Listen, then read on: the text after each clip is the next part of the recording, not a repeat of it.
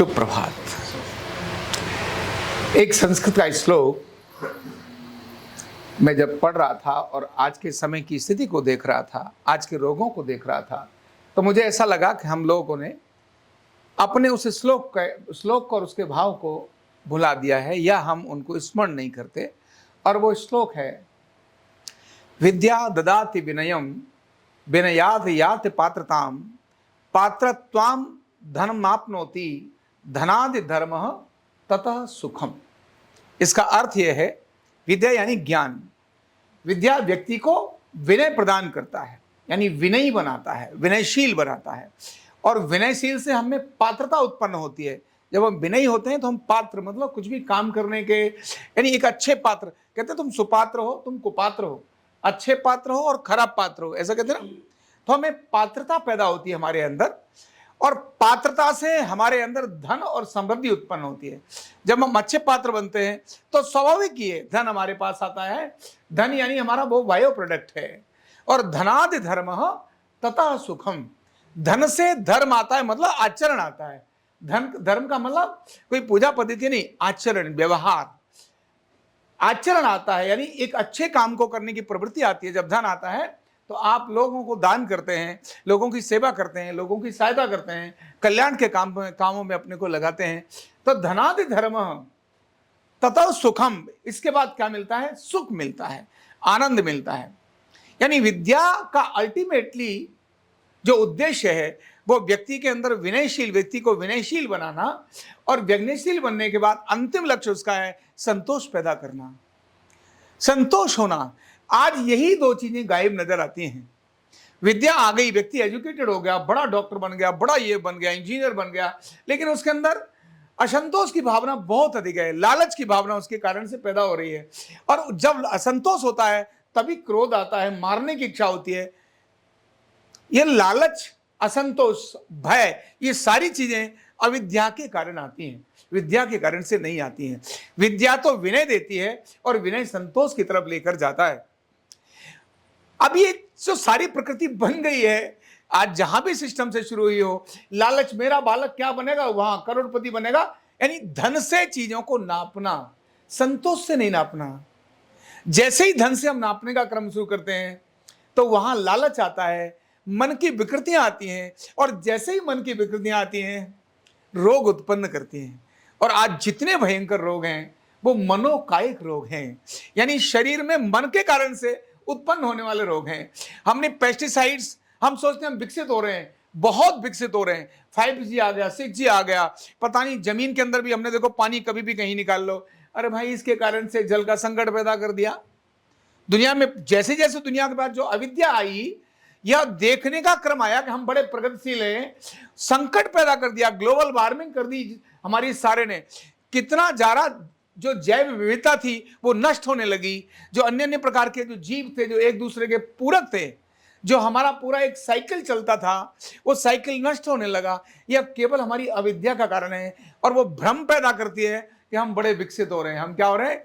विकसित हो रहे हैं, और विकसित में असंतोष पैदा हो रहा है। अब मुझे ये भी चाहिए तो मुझे ये भी चाहिए। ये जितने सारे युद्ध नजर आते हैं ये सिर्फ असंतोष का कारण ही नजर आते हैं। इसका मतलब है कि ये लोग बोलते बेशक हों हम बड़े एजुकेटेड हैं, हम बड़े विद्वान हैं, लेकिन भारत के हिसाब से ये विद्वान नहीं है।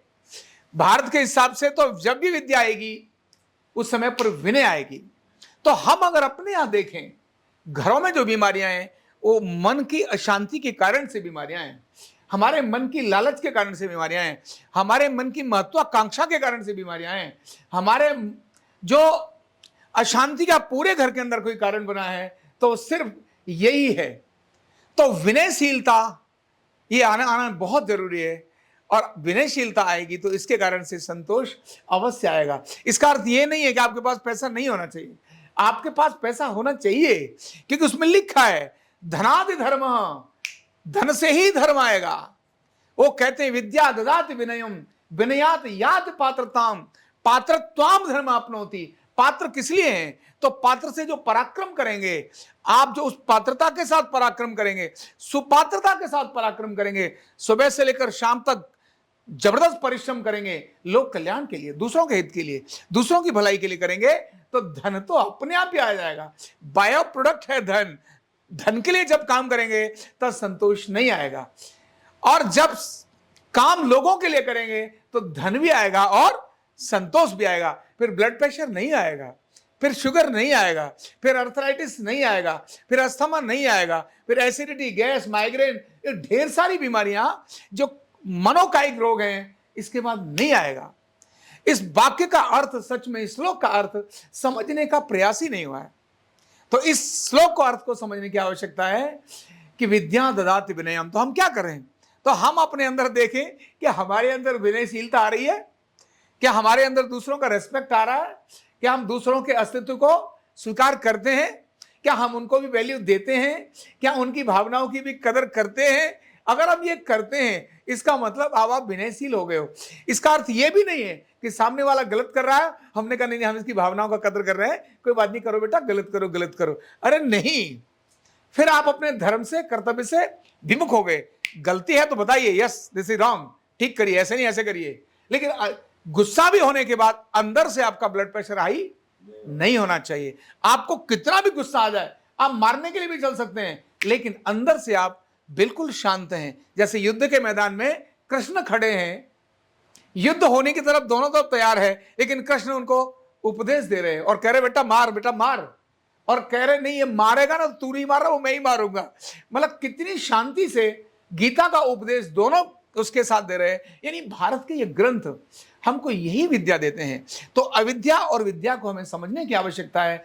जो हमें लालच दे, जो हमारे अंदर असंतोष पैदा करे, जो हमारे अंदर विकृतियां पैदा करे, जो हमारे अंदर क्रोध पैदा करे, वो सारी चीजें क्या है?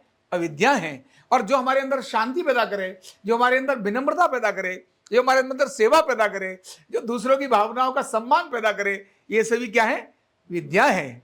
तो विद्या और अविद्या को पहचान कर हम विद्या को अपने जीवन में ग्रहण करेंगे तो निश्चित ही, चाहे जमीन पर हैं चाहे आसमान में हैं, आप अंदर से शांत ही होंगे। बहुत बहुत धन्यवाद।